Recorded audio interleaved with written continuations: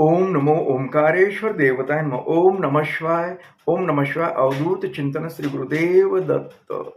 मंडळी, शंका समाधान या कार्यक्रमात मी संगमेश्वर गिरी श्री क्षेत्र ओंकारेश्वर देवस्थान बिलोद्यान जानेगाव इथून आपलं सर्वांचं हार्दिक स्वागत करतो. मंडळी, आज मी एक तुम्हाला तोडगा सांगतोय आणि तो तोडगा आपल्या घराच्या संदर्भात आहे. म्हणजे घरामध्ये आपण सुखी समाधानी राहू शकत नाहीत. आपण एखादं नवीन घर घेतलेलं आहे. कुणाचं 4 वर्षापूर्वी घेतलंय, कुणाचं आता 4-2 महिन्यामध्ये घेतलंय, अथवा पूर्वी कधी घेतलेलं असेल. ज्यावेळेस आपण नवीन घर घेतो आणि अथवा नवीन ठिकाणी कुठे राहायला गेलो किरायानं सुद्धा, तर त्या घरामध्ये, त्या बंगल्यामध्ये तुमचं मन लागत नाही. मन लागत नाही ही एक गोष्ट झाली. घरामध्ये तुम्हाला सुख समाधान वाटत नाही. तर अगर कुठले काही कामं करायलो तर कामाला यश येत नाही. अशा बऱ्याच गोष्टी असतात आणि घरामध्ये बऱ्याच वेळेस झोप पण शांत लागत नाही, मनसोक्त झोप लागत नाही, थोडक्यात समाधान लाभत नाही. मग अशा वेळी आपण जाग्याचा दोष म्हणतो अथवा कुठलं काहीतरी. आता जाग्याचा दोषच म्हणून नसतं. आता कोणाला माहिती आपलं ही मटेरियल, ही जी बिल्डिंग बांधण्यासाठी, घर बांधण्यासाठी कुठून आलंय, काय आलंय, काही माहीत नसतं. आता सगळ्यात महत्त्वाचं कारण सांगतो, जागेचा तर दोष हा असूच शकतो, पण दुसरी गोष्ट मी तुम्हाला एक सांगतो, ही कुणाच्याच लक्षात येत नाही. ती गोष्ट अशी आहे की ज्या वेळेस, आता तुम्हाला तर माहीत नाही घर बांधताना कुठून आपली वाळू आली, काय आली. जी वाळू असते, वाळू म्हणतो ना, वाळू, ती वाळू जी असते ती नदीतून आलेली असते. लक्षात घ्या, फार गंभीर विषय हा. कुणाच्याही लक्षात येत नाही. लक्षात घ्या, कुणाच्याच लक्षात येत नाही. जी वाळू असते ती वाळू नदीतून येते. लक्षात घ्या, नदीतून. आणि ती वाळू नदीत असते. ज्यावेळेस आपण, बरेच लोक मृत लोकांचे अस्थी, राख वगैरे त्या नदीमध्ये विसर्जन करतात. ऐकायसारखी गोष्ट आहे बरं का, कुणाच्याही लक्षात येत नाही, म्हणून मी डबल सांगतोय तुम्हाला. काय होतं, अस्थी विसर्जन करतात.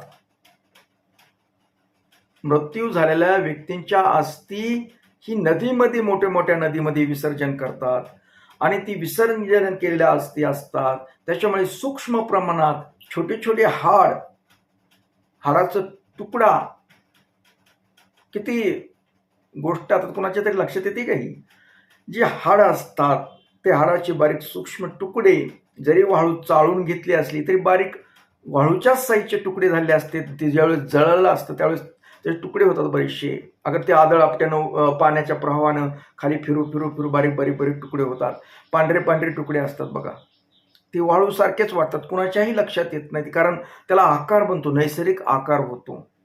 ज्यावेळेस पाण्यामध्ये अस्थी टाकल्या, त्या असे फिरत पाण्याच्या प्रवाहाबरोबर ते दगडाच्या असं फिरत ते वरलं ते टवचल निघत त्याला आकार येतो, गोलपणा येतो. दाण्यासारखे होतात, वाळूसारखे होतात ते तुकडे, एकदम गोल होतात. ते कुणालाही वाटत नाहीत की हाडाचे तुकडे म्हणून. आणि हेच वाळूच्या स्वरूपात वाळूसारखेच साईजचे होतात. आणि ती वाळू आपण आपल्या घराच्या बांधकामासाठी वापरतो. आता तुम्ही जरी भूतं कुणाला देऊन टाकले असते, कॉन्ट्रॅक्टमध्ये देऊन टाकलंय, तुम्ही हे वाळू आणा, ती बांधा, सगळं फक्त पैसे देऊन तुम्ही मोकळे झालात, खरं आहे. पण ज्या ठिकाणाहून ती वाळू आलेली आहे त्या ठिकाणी अस्थी विसर्जन झालेल्या असतील. ती अस्थी जी असतात त्याच्यातून जी वाळूसारखे कण जे असतात, ते जे एखाद्या मृत व्यक्तीचे आलेले कण वाळूच्या स्वरूपात आपण ते बांधकामाला वापरतो, आपल्या भिंतीमध्ये वापरतो. आणि ती व्यक्ती कशाची होती, कसली होती, काय होती, हे आपल्याला काहीच माहीत नसतं. पण आपल्याला जरी माहीत नसलं, काही नसलं, पण ती व्यक्ती त्याच्या अतृप्त आत्म्याद्वारे आपल्या त्या वाळूच्या, त्या कणाच्या आपण अस्थिद्वारे तुमच्या घरामध्ये पोहोचते.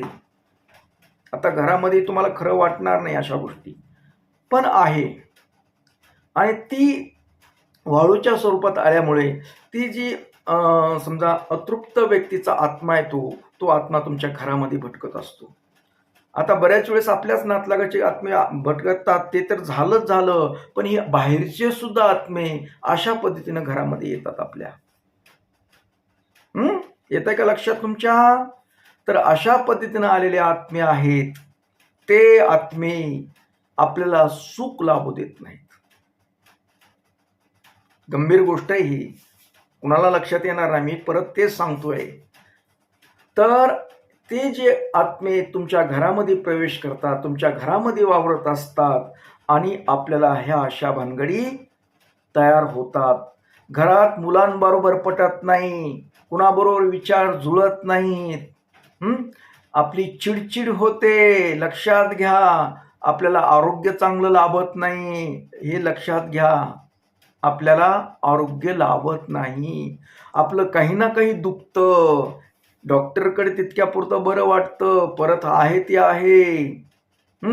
जेणेकरून आपल्याला मानसिक समाधान नाही, आरोग्य नीट नाही, घरामध्ये चिडचिड होते, मानसिक तणाव होतो, टेन्शन येतं, सारखं चिडचिड होते, कुणावर बी अचानकपणे उचकतो, खरं बघत नाहीत, खोटं बघत नाहीत, पैशाची विनाकारण वाट लागते, गरज नसताना तिथं पैसा खर्च होतो, आपलं कितीही उत्पन्न असलं तरी कुठं जातं हे आपल्याला कळत नाही. केवळ त्या वाळूच्या कण आलेले त्याच्याबरोबर तो आत्मा तिथे प्रवेश केलाय तुमच्या घरामध्ये. माना न माना हा ज्याचा त्याचा प्रश्न आहे. आपण म्हणतो आमचं तर काही नाही असं झालं, तर हे असं होतं, लक्षात घ्या. तर तो आत्मा आपल्याला हा अशा प्रकारे त्रास देतो आणि मग ही त्रास होत असते. आपल्याला काही आपल्याला मेळ लागत नाही, घरात नवरा बायकोचं पटत नाही, मुलांबरोबर पटत, म्हणजे बऱ्याचशा अशा गोष्टी होतात. आणि आपल्याला घरात आलं की रखरख, बाहेर गेलं की बरं वाटतं आणि घरात आलं की तणतण होते जास्त. आणि घरात मध्ये जास्त आपण झोपतो, आराम करतो, त्यावेळेस ते आत्मे आपल्या शरीरामध्ये सुद्धा प्रवेश करतात आणि मग कधी कधी आपलं बाहेर सुद्धा भांडण लागतं. बाहेर कुणाबरोबर काहीतरी चकमक उडते, कुठंतरी काहीतरी होतं, कुणाला नीट बोलण्यात नाही, समोरची व्यक्ती जाणून तुमचं काही नाही चुकलं तरी तुमच्यावर खवळते, अंगावर येते, अथवा काहीतरी उलटं सुलटं, जेणेकरून तुम्हाला मानसिक त्रास होईल असं घडतं केवळ ह्याच्यामुळे. आता तुम्ही म्हणाल की मग आता दामनाला काय माहिती, कसे वाळूचे कण आले, बांधकामात आले, काय आलं, आता आम्ही काय करावं आता म्हणून काय बांधकाम पाडावं का? जरी बांधकाम पाडलं कुठून तरी अजून वाळू आलं तर परत येणारच आहे. बरोबर आहे तुमचं. तर मंडळी, आपल्याला बांधकाम पाडायची गरज नाही, काही करण्याची गरज नाही, त्यासाठी फक्त सोपा उपाय असतो.